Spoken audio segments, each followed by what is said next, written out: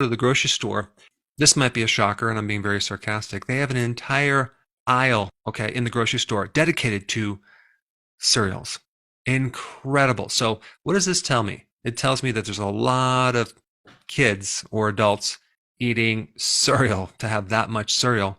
And the bigger surprise was that there's really nothing in the actual cereal that they did a recall on. It was actually in the box. Apparently, there was some, and they described it as this uncharacteristic off flavor and smell.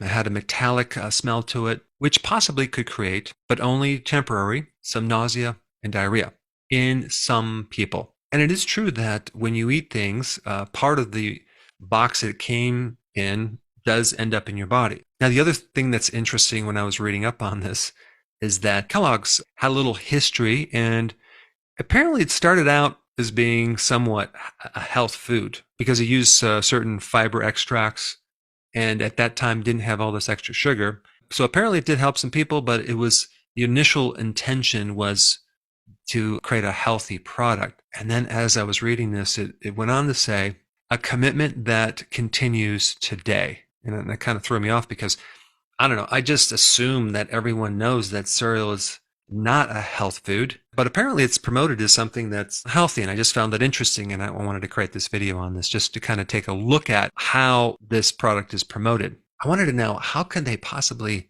justify something that is ultra processed as a processed food? I mean, it's not just processed food, it's ultra processed food with added sugars. In fact, it is the second source of calories for kids with added sugar. So I wanted to just see how they justified it. Well, they said that they removed the trans fats. You have to know that trans fats are the partially hydrogenated oils, right? When you continue to cook and process this oil under high heats, it then becomes fully hydrogenated. So you're not going to have trans fats in fully hydrogenated oils, only in the partially hydrogenated.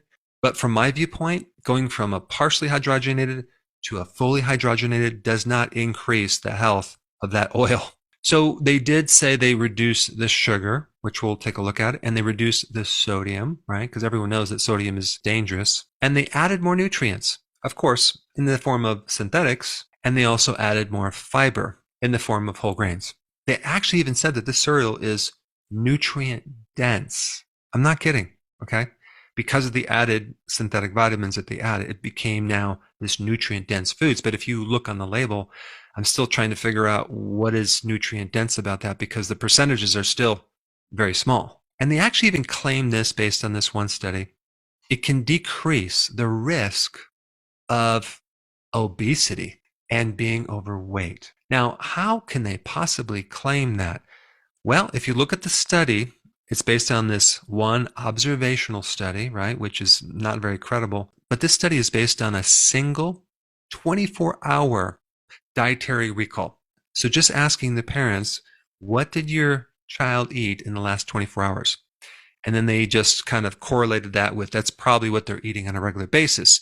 Well, there's no way you can figure out what a child eats just based on one day. That's not going to figure out the dietary pattern. Plus, it involves recall and remembering exactly what they ate.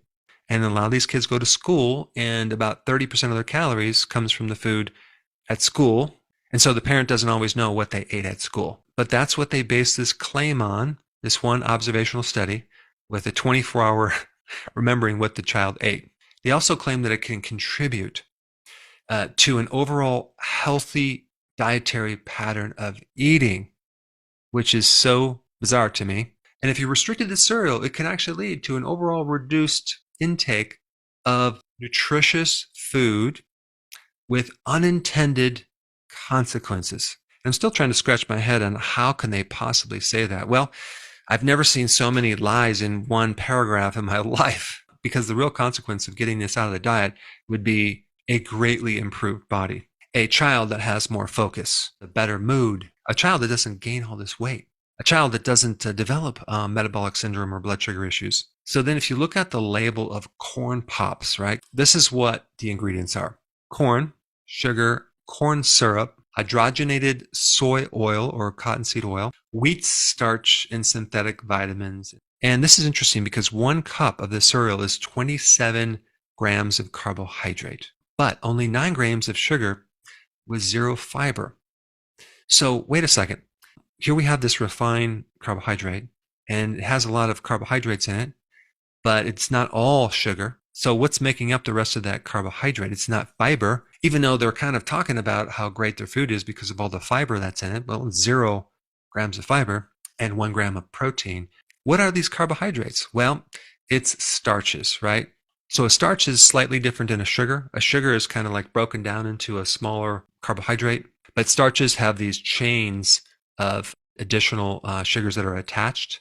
And sometimes there's various loopholes with adding maltodextrin and even some of the corn syrup solids of putting them under the category of a carbohydrate and not the sugar, even though it behaves like a sugar, right? It can break down the sugar pretty quick, but legally they don't have to kind of claim all those sugars if it's less than 1 gram. Now let's take a look at Fruit Loops, right? We have whole grain yellow corn flour, we have sugar, we have wheat flour, we have whole grain oat flour, and then they add the modified corn starch. Then they added the hydrogenated oil, the soy oil, and then they also add maltodextrin, like I mentioned before. And then another source of fiber is the corn soluble fiber, which is a new kind of a synthetic fiber because it's so processed. And then they add red 40, yellow 5, and blue 1. These are food colorings.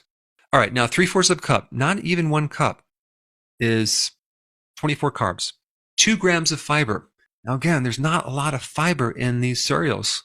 So then we have 10 grams of sugar and 1 gram of protein. So based on all this information, my conclusion is the box is much healthier to eat than the actual cereal. What do you think about this? Go ahead and comment down below.